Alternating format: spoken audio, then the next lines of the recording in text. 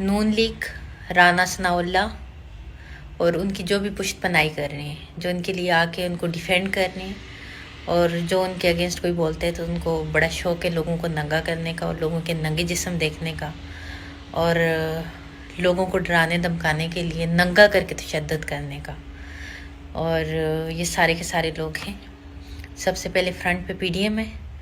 رانا ثناءاللہ مچھو ہے، رانا ثناءاللہ کی ٹیم کے بندے ہیں، اور ان کے ساتھ ملے ہوئے، کیونکہ پی ڈی ایم اکیلے یہ نہیں کر سکتی، وہ اتنے ڈرپوک ہیں، اور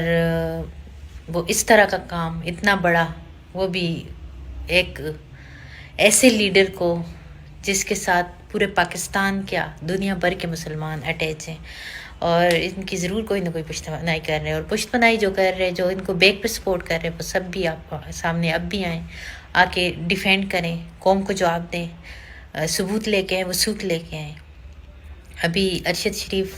کو جس طرح سے مروایا گیا، جس طرح سے ان کو شہید کروایا گیا،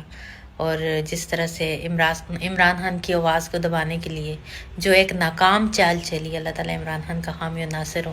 اور جو بھی اس میں ملوث ہے اللہ تبارک و تعالیٰ ان کو نیست و نبود کرے۔ قوم جاگ چکی ہے، قوم کو بے وقوف بنانا باپ کے بس میں نہیں ہے۔ جتنی آپ کی ذلت اور رسوائی ہونی تھی، اس سے کئی گنا زیادہ اور ہوگی۔ ابھی دیکھیں آگے ہوتا ہے کیا۔